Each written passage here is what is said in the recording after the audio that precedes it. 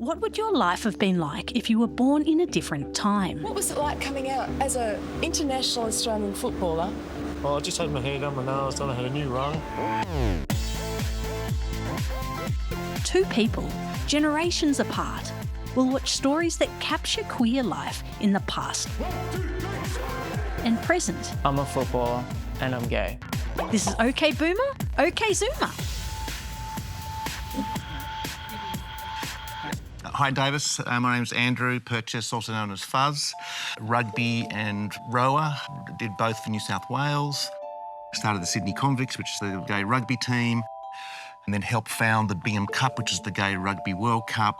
It's being used to promote diversity and inclusion across all sports. And then also set up an organisation called Pride in Sport, which helps teams and clubs and sporting associations be more LGBTI friendly. I'm Davis Atkin. I play with the national hockey men's team, the Kookaburras.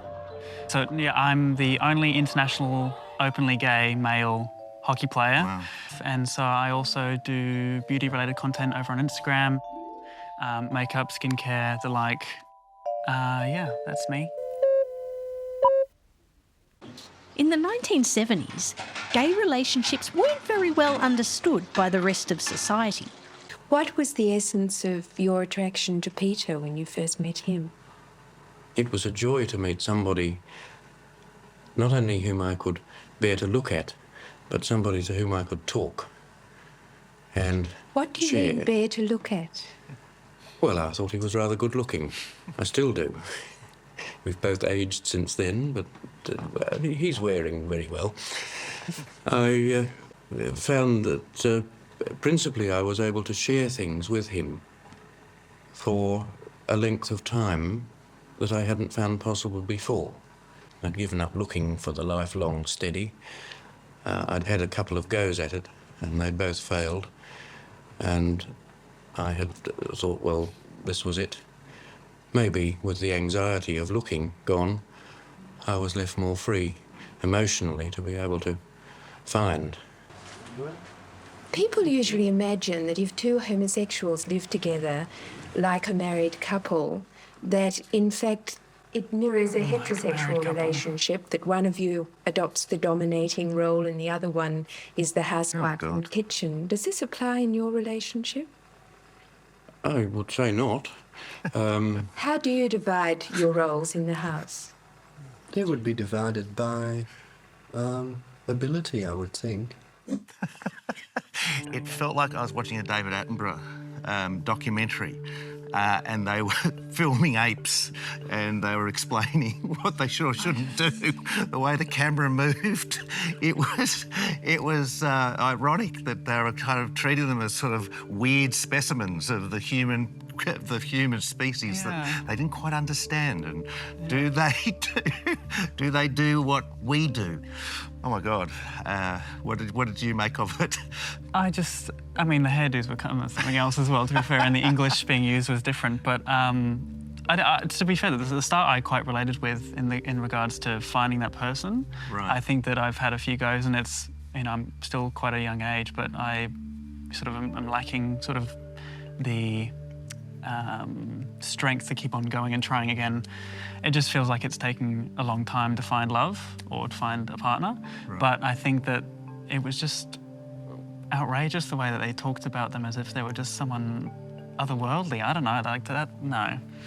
Yeah. Well, the haircuts and the sideburns were under the chin. Were Yes. otherworldly. Yes. Yeah. Also, the way they said homosexual makes it feel like that that there's something wrong with it. But I guess at that point in time, homosexuality was still illegal in New South Wales. Yeah. It was very novel to have gay men on TV admitting they were gay. Yeah. So the bravery that they've shown, drawing on his fag, was actually pretty phenomenal. Yeah.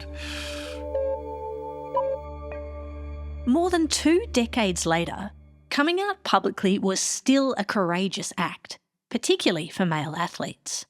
Former rugby league player Ian Roberts was a trailblazer. Ian Roberts. What was it like coming out as an international Australian footballer? Well, I just had my hair done, my nails done, I had a new rung. Yeah. So it wasn't. I mean, I was in a really good situation. I had my mum and my family life was fine. My mum and dad were fine with it. I've got a great partner who I love dearly. But it kind of makes you realise there's more things to be wasting energy and time about. Than hiding sexuality. Yeah. What does Mardi Gras mean to you? What does Mardi Gras mean to me now, as opposed? I mean, I think I went to my first Mardi Gras when I was about 17. And what did it mean to you then? Then it was mind blowing because I didn't realise there were so many other people like me. What was like you? Well, being gay, I was terrified of being gay. There was all these people out there who weren't, you know. What it means to me now is because I suppose I'm a bit more relaxed about it. It's just a party, man. It's just a celebration. How did you get your head around it? When could you accept yourself? I don't think I've ever not been gay. It's only when you get to your mid-teens, I think, that you make the connection that it actually is being homosexual. I don't think I constantly say I don't think I've ever been attracted to a girl or a woman at any time in my life. Never? Never. Never? Okay. Wow. I mean, what a legend. Icon. Icon. I mean, Icon. the fact he did in 1996, there still hasn't been a rugby league player since who's come out. I mean, it's... Because he was one of the first in general, right? In sport in Australia. Oh, by far. Yeah. I mean, at that level. And still, there's no rugby league player who's come out, or certainly who's playing, no rugby union player who's still playing who's come out. Yeah. And no AFL player. AFL's the same. I mean, I haven't actually seen that before, so that's very new to me, and I would have loved to see that growing up. He was very calm about that. I think Ian was just so calm, especially with that reporter who was all over him. Yeah. I think that I would have never been that calm in an interview like that, especially when he just came out. Yeah, and I think also he wasn't scared of being known as the gay football player because he was so tough. I mean, he played for Australia, he played for New South Wales. I mean, he was a very tough footballer. Yeah. So I have enormous respect for him. I wish I was as brave as Ian Roberts because I remember, going to Oxford Street on my own when I was at university, going into nightclubs or pubs, gay pubs, and then when people would come and speak to me, I would immediately say, I'm not gay, I'm just here doing research for a novel I'm writing. So that's sort of how stuffed up I was. And Ian was really brave about saying, well, so what? I'm the gay, I'm the gay rugby league player. It's similar in a way in that I think that because I was the only person out internationally, that was sort of similar, but partly because there's not as much media around hockey, but it was interesting talking about that because I'd never been titled that before. Right. And it was a bit intimidating at the start, but I think it's sort of grown on me, and like them, it's something that I'm fully comfortable with now. Right. So you're not concerned about being known as the gay hockey player? No, I think it's great. Yeah. Great PR. Well, good. That's one way to look at it. Yeah, embrace it. Even though homophobia is still rife in sport, athletes like British diver Tom Daley are coming out on their own terms in their own time. In this emotionally charged video, Tom helped countless others find their voice. Come spring this year, my life changed massively when I met someone, and it made me feel so happy, so safe, and everything just feels great. And that someone is a guy. And right now I'm dating a guy, and I was blowing my eyes out when I watched this. I feel safe, and it just really does feel right. And do you remember seeing people are going to have their own opinions, and I think people are going to make a big deal of this. Australian soccer star Josh Cavallo took the brave step in 2021 via this incredibly moving video. I also teared up when I watched this as well. Did you? Yeah. Hi everyone, it's Josh Cavallo here. I'm at my home here in Adelaide. There's something personal that I need to share with everyone. I'm a footballer and I'm gay. Growing up, I always felt the need to hide myself, because I was ashamed. And ashamed I'll never be able to do what I love and be gay. Hiding who I truly am to pursue a dream I always wished for as a kid, trying to perform at the best of your ability and to live this double life, it's exhausting. It's something that I don't want anyone to experience. I thought that people would think of me differently when they found out. They would start treating me differently. They would start saying bad things about me or making fun out of me. That's not the case. If anything, you will earn more respect from people. Coming out to my loved ones, my peers, my friends, my teammates, my coaches has been incredible. Wow. There's so many parts to it. I'm going to start crying again. You're right. I mean, it's very emotional. You say you remember tearing up to the Tom Daley?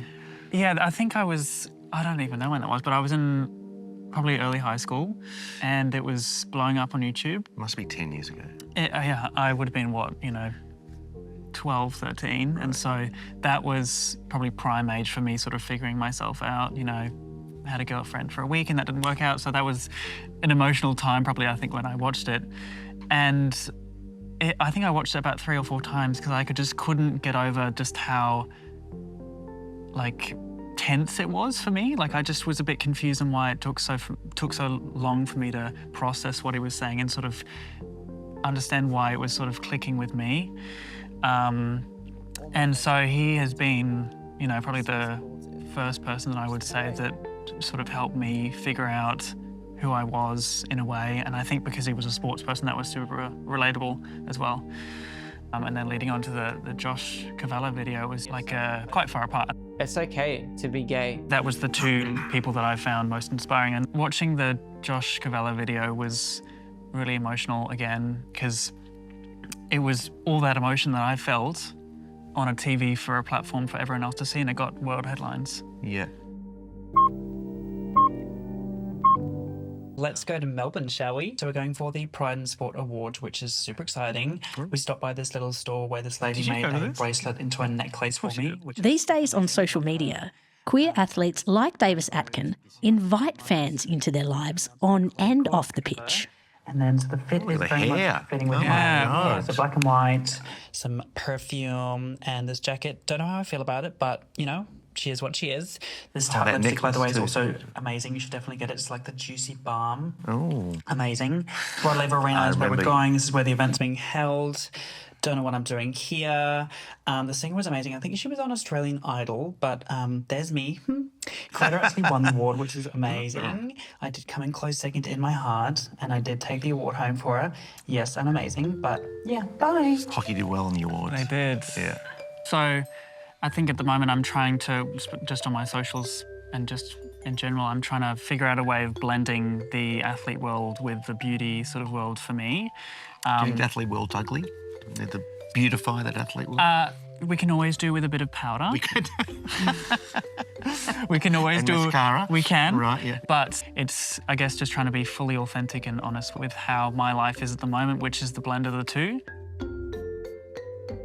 Do you wear makeup when you go out? Do you kind of... Sometimes. Yeah. I'm yet to do it at hockey, which I think would be an interesting content piece. Maybe I should do that because I've thought about it, like going to training with a full beat. Do you think that would go down well?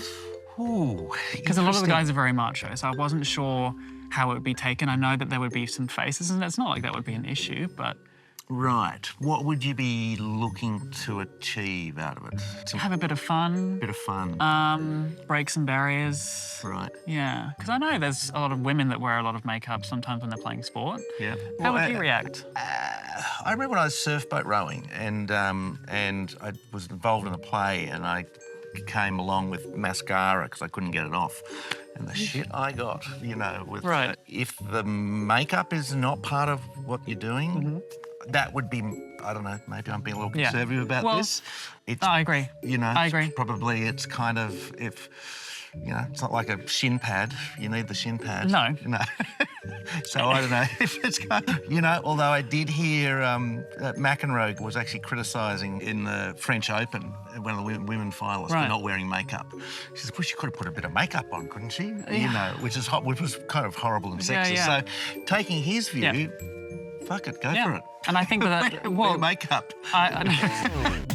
It's hard to believe that 3 decades have passed since NRL star Ian Roberts came out and challenged the culture of sport. But so much still needs to change so that all athletes feel safe enough to just be themselves. To all the queer trailblazers, thank you. Cool. Good. Well done. Well done. Well done. I think that was good. Oh, really good. thank you really for that. Good. That was really great. Good. Really good. Really good. Ah.